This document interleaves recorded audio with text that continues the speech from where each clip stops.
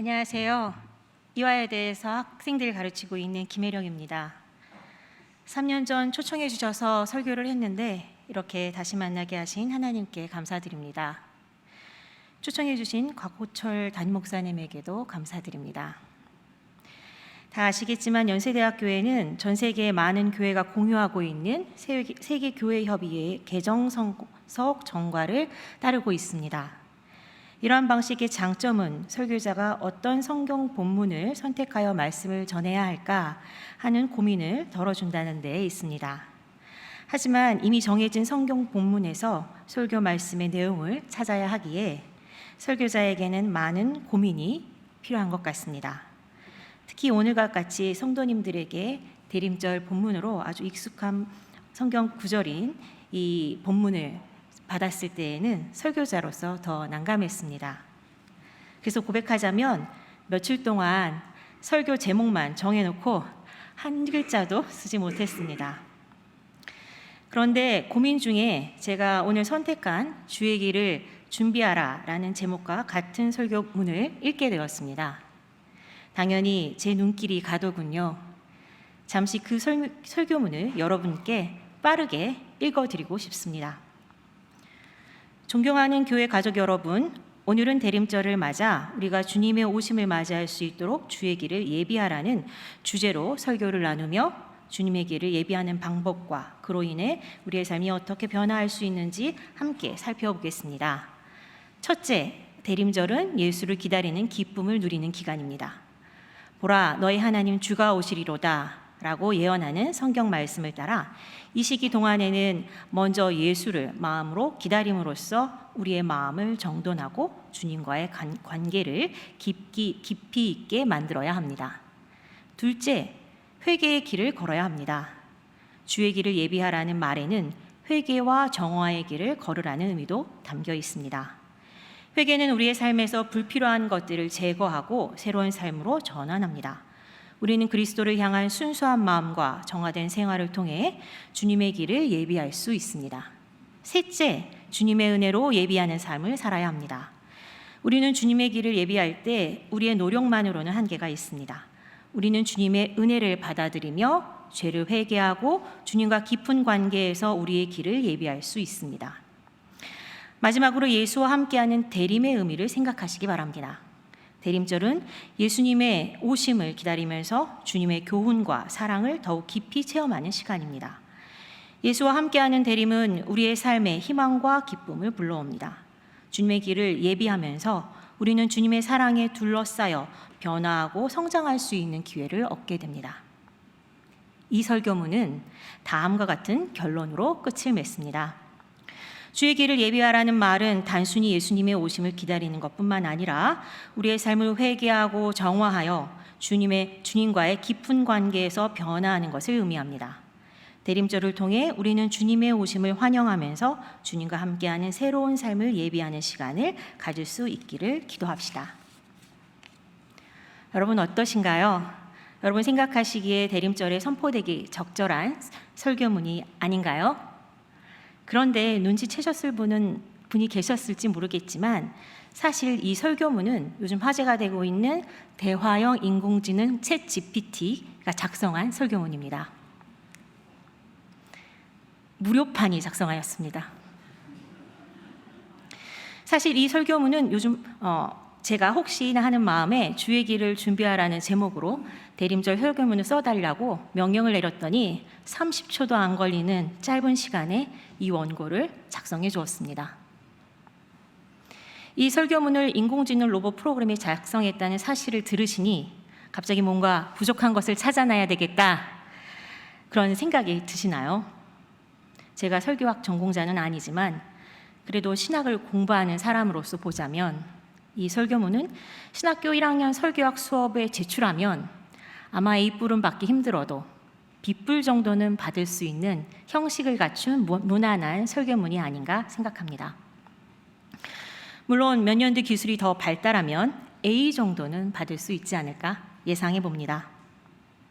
그러나 아무리 기술이 발달하더라도 교회 현장에서는 챗 GPT의 설교문이 설교자의 설교 그대로 선포된다면 저는 크게 두 가지 면에서 본질적인 문제가 발생한다고 생각합니다. 첫 번째 문제는 설교문을 작성한 챗 GPT가 인간과 달리 육체적 실존을 갖지 못한 존재라는 데에 있습니다. 조만간 인공지능을 장착한 휴머노이드 로봇이 인간의 골격과 피부, 목소리로 완벽히 재현하며 이곳 설교단에 직접 설 수 있게 될 것입니다. 그러나 우리는 그러한 인공적 육체를 인간 설교자의 육체와 같다고는 할 수 없을 것 같습니다.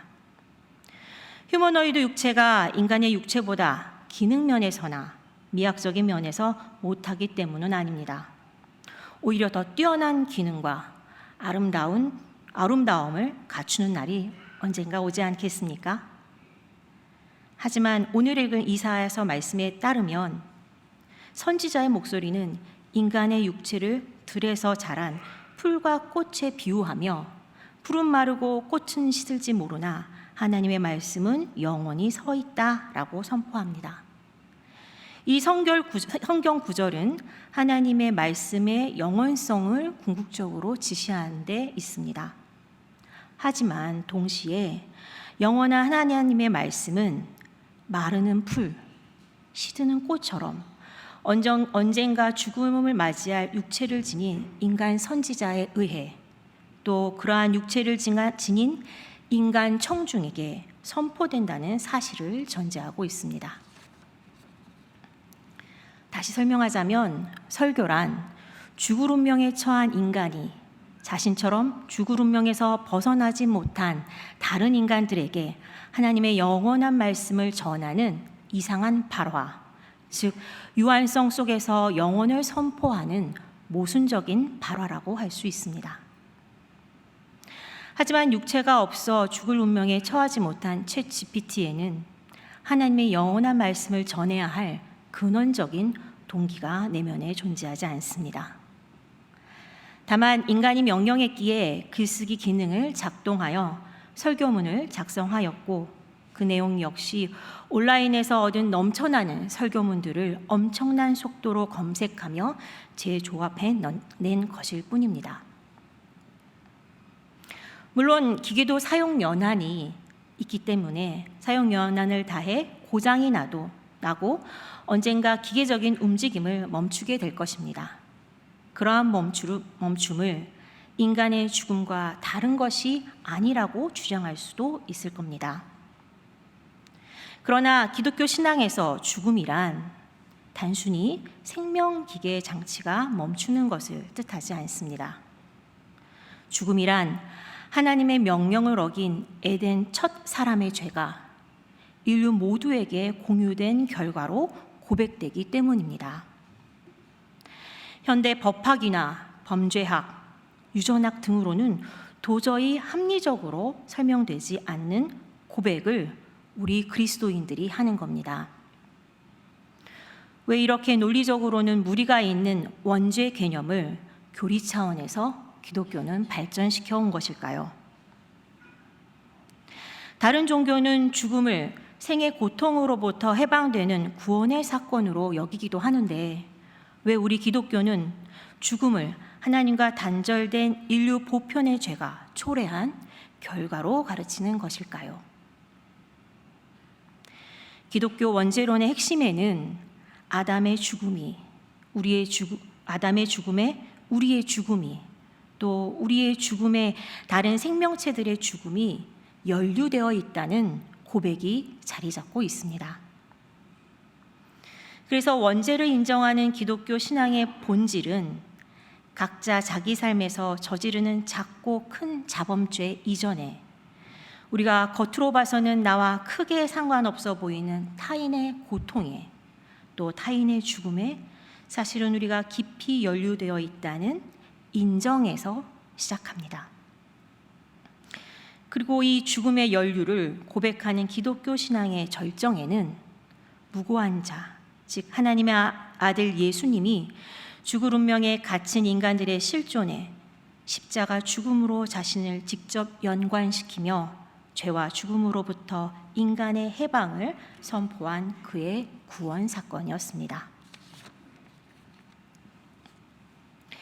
기독교 신앙은 이성의 논리 넘어 믿음의 논리로 재구성된 죄와 죽음에 관한 고백 위에 서 있습니다.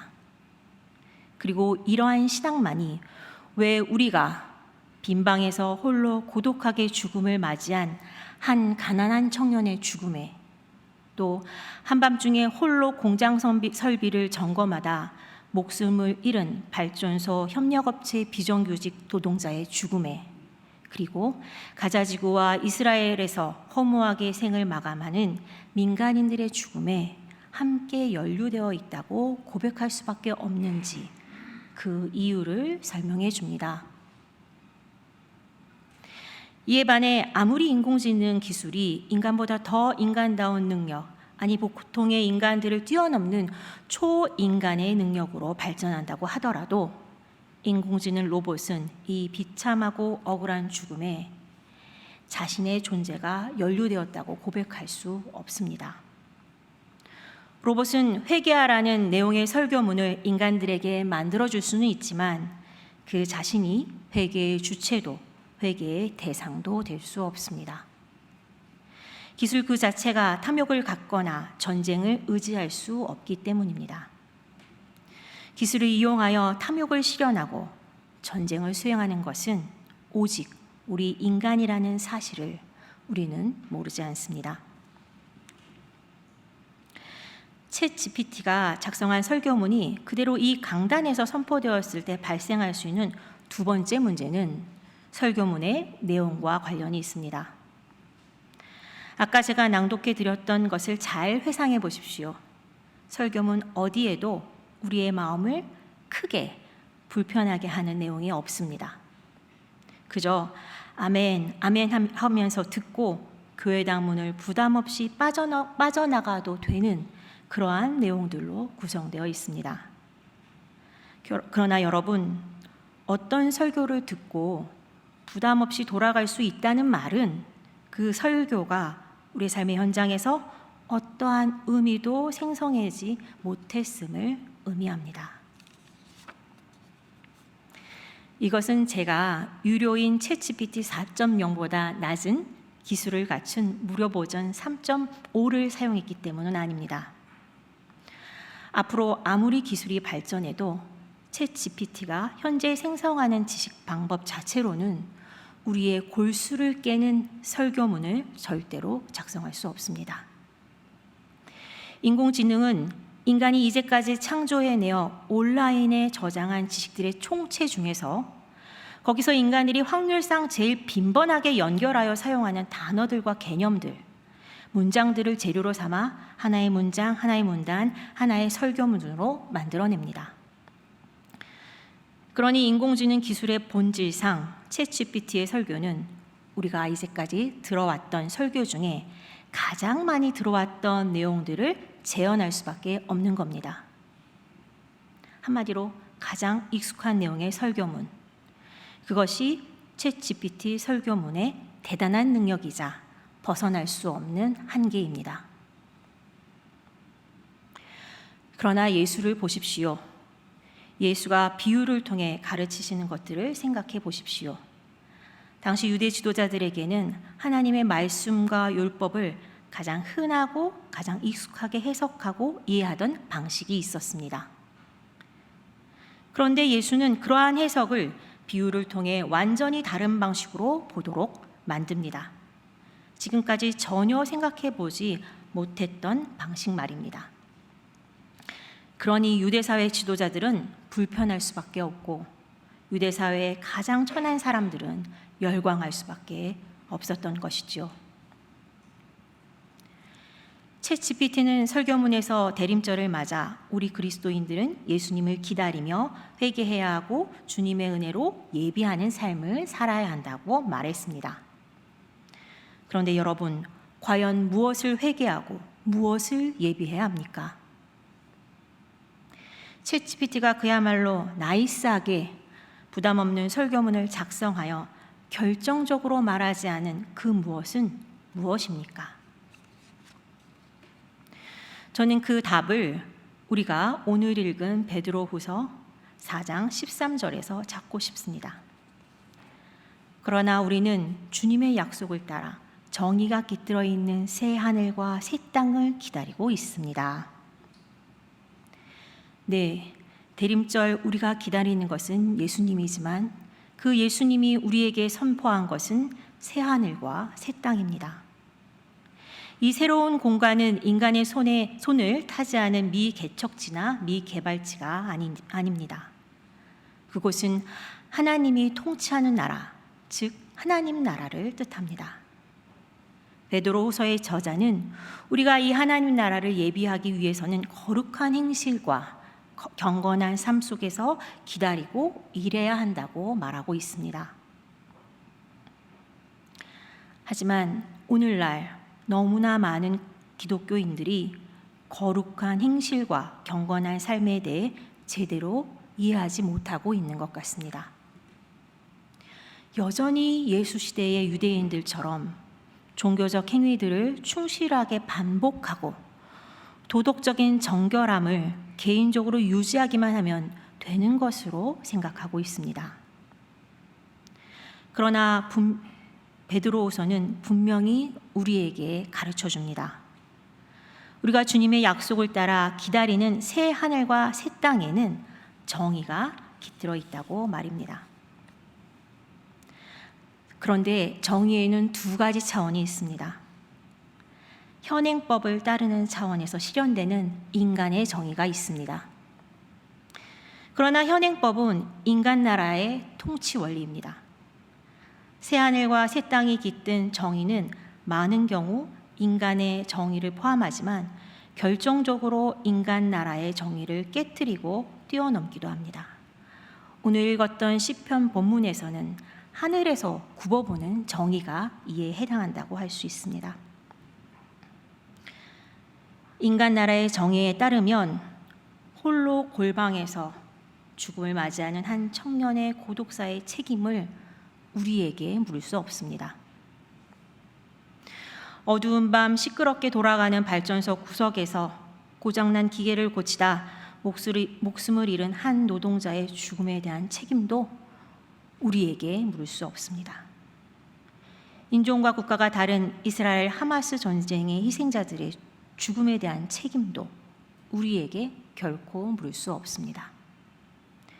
법리적으로 그것은 우리의 책임이 아닙니다.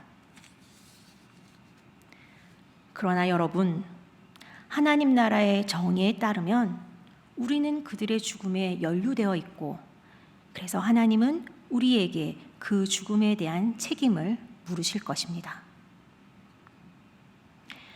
다행히 하나님은 당장 우리에게 그 책임을 묻지 않으시고 오래 참으심으로 우리에게 여전히 기회를 주고 계십니다. 대림절을 보내며 우리는 어떻게 주의 길을 준비해야 할까요? 안타깝게도 오늘날 너무나 많은 그리스도인들이 인간 나라가 만들어낸 현행법의 정의에 자족하며 현행법이 보호하는 그들의 지위에 안주하고 있습니다. 저는 기독교 대학으로서의 연세가 또 이화가 인간 나라의 정의에 자족하며 거기서 자신의 지위를 확보하는 데에만 관심이 있는 인재들을 키워내는 데에 만족하지 않기를 바랍니다. 아기 예수님의 탄생을 기념하고 그의 하나님 나라가 이 땅 위에 온전히 도래하는 것을 소망하는 그리스도인으로서 우리가 법리적으로 또 도의적으로 책임이 없는 타인의 고통과 죽음에도 적극적으로 연관되어 되는 책임을 지기 위해 나서는 것이야말로 저는 대림절을 맞이하여 주의 길을 준비하는 가장 확실한 방법이라고 생각합니다. 다 같이 오늘 주신 말씀을 묵상하며 기도하시도록 하겠습니다.